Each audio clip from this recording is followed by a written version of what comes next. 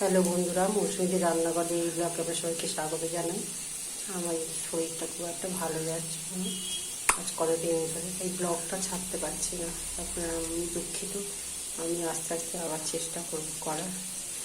আপনার এই আলু পোস্তটা দেখুন, আমি রান্না করছি। আলু তেলের মধ্যে আলু দিয়ে আলু ভাজাটা চাপিয়েছি। এবার আমি দেবো, হলুদ দেবো, আর পোস্ত, কাঁচা লঙ্কা, টমেটো বেটে রেখেছি, ওইটা আমি দিয়ে নাড়াচাড়া করব। আপনার আমার ব্লগটা দেখতে থাকুন।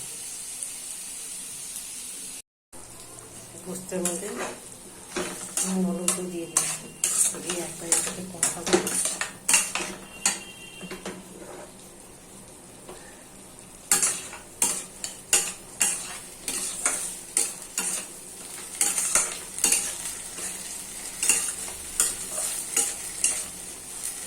এবার টমেটো দিলে না পোস্তটা খুব সুন্দর টেস্ট হয়। আপনারা করে খেয়ে দেখুন।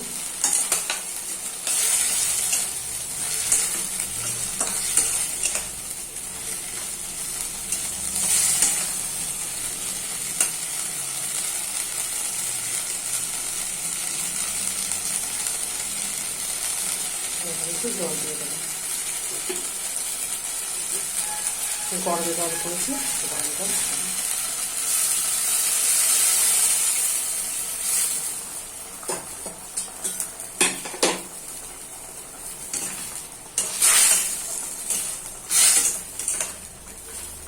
এবার আমি চাপা দিয়ে দিই।